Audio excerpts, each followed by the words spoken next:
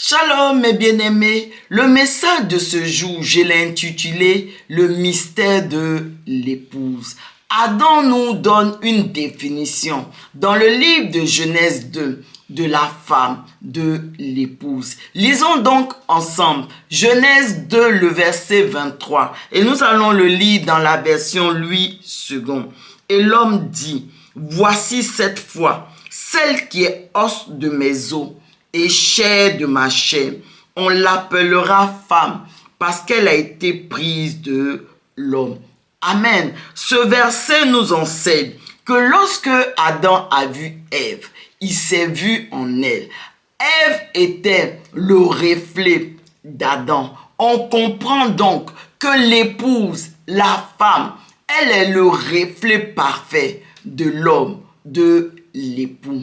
Et dans le domaine spirituel, c'est la même chose. Lorsque nous recevons Jésus-Christ dans notre cœur, comme notre Seigneur et notre Sauveur personnel, nous devenons enfants de Dieu. Mais pour atteindre la dimension de l'épouse, Adam nous a expliqué, il vient de nous expliquer que nous devons devenir le corps de Jésus, l'os de ses os et la chair de notre époux Jésus-Christ. Et comment pouvons-nous devenir l'os des os de Jésus, notre époux, et la chair de sa chair? Nous allons lire ensemble plusieurs versets qui nous disent de façon concrète comment est-ce que nous devenons cette épouse-là de Christ, la chair de Jésus-Christ. Donc nous avons Romains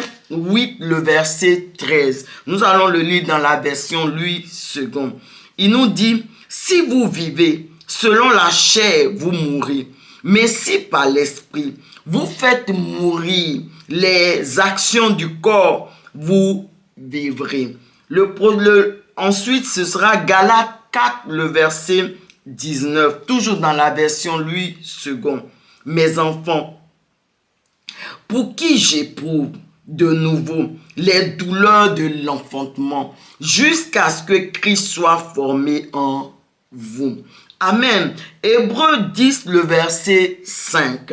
C'est pourquoi Christ entrant dans le monde dit, tu n'as voulu ni sacrifice ni offrande, mais tu m'as formé un corps. Et le dernier verset, c'est celui de Jean 3, le verset 30. Il faut qu'il croisse et que je diminue. Ces versets nous disent que pour devenir le corps de Christ, nous devons mourir en nous-mêmes. Nous devons faire mourir toutes les actions de notre corps, de notre chair, pour nous laisser conduire par l'esprit. Nous devons mourir en nous-mêmes afin que Christ soit formé en nous. Et j'aime bien ce que Jean le Baptiste a dit dans le livre de Jean 3. Jean le Baptiste dit qu'il faut qu'il diminue afin que Christ croisse, Christ soit visible. Donc,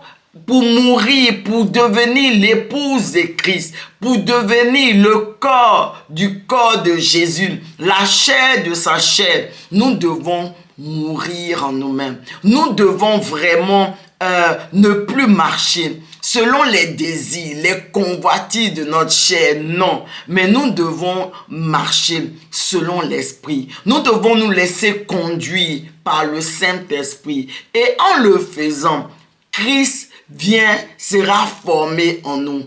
Comme Jean le Baptiste dit, Christ va croître en nous. Il va grandir en nous. De sorte que il va vivre en nous. Et nous allons devenir la chair de sa chair, son corps. Amen. Et en tant qu'enfant de Dieu, lorsque nous avons reçu le Seigneur Jésus dans notre cœur, lorsque nous mourrons en nous-mêmes, le Jésus va venir vivre en nous. Il va venir être formé en nous. De sorte que nous allons atteindre la dimension d'épouse. Nous allons devenir cette épouse de Christ. Parce que nous allons devenir la chair de sa chair et les os de ses os. Et lorsque nous allons devenir la chair de Christ, lorsque nous allons devenir le corps de Christ, Colossiens 2, le verset 9, nous dit quelque chose de très important. Et nous allons le lire dans la version du Semeur. Car c'est en lui, c'est dans son corps qu'habite toute la plénitude de ce qui est en Dieu.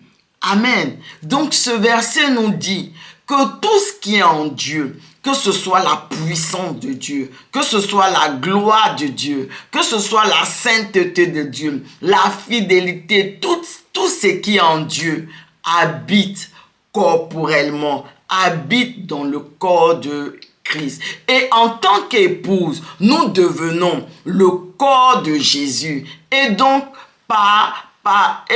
de ce fait-là, toute la plénitude de la divinité que nous venons de voir, savoir la puissance de Dieu, la sainteté de Dieu, la gloire de Dieu, vont également habiter en nous. Qu'est-ce que j'essaie de dire?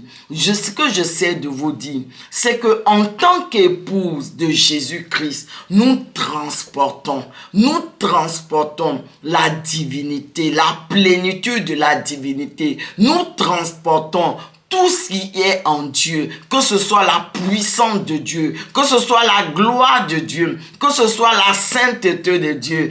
En fait, en réalité, c'est l'épouse qui rend visible l'époux. Parce que l'épouse, elle transporte la puissance de l'époux, la gloire de l'époux, la sainteté de l'époux, pour révéler l'époux à l'extérieur, pour révéler l'époux au monde. Et c'est véritablement ça, le mystère de l'épouse. Le mystère de l'épouse, c'est ça. C'est transporter et rendre visible la puissance, la gloire, la sainteté. Bref, toute la plénitude de Dieu lui-même. Et en tant qu'épouse, c'est ça le ministère. Le mystère, c'est que l'épouse transporte Dieu. C'est vrai, transporte la plénitude de la divinité. Mais cette plénitude de la divinité, ça revient également à transporter Dieu lui-même. Donc l'épouse transporte Dieu.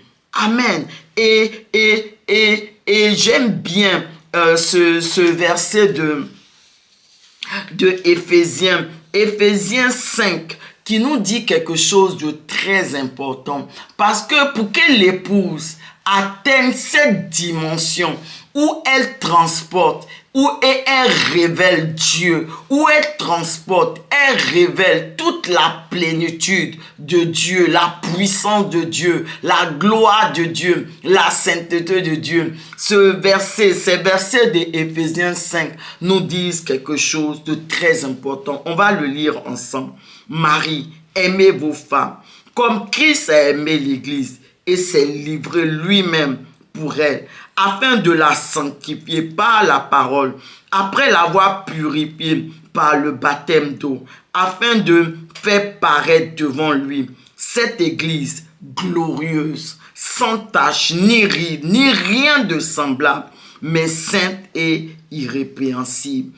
Amen. Gloire à Dieu. Ces versets nous disent que pour que l'épouse atteigne la dimension où elle va transporter et révéler au monde la puissance, la gloire, la sainteté de son époux de Christ, où elle va rendre visible toute la plénitude de Dieu, il faut que l'époux la qualifie, la rende capable. C'est l'époux qui rend capable l'épouse de pouvoir le faire. Et comment est-ce que l'époux rend capable son épouse pour qu'elle puisse le révéler à l'extérieur, pour qu'elle puisse le révéler au monde? La Bible dit dans ces versets d'Éphésiens 5 que l'époux arrive à le faire, à porter l'épouse à cette dimension par son amour. C'est par son amour. Et la Bible ajoute que par son sacrifice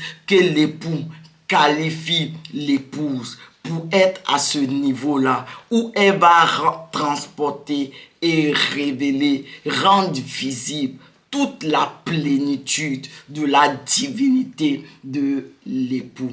Gloire à Dieu. Élevons la voix et prions ensemble.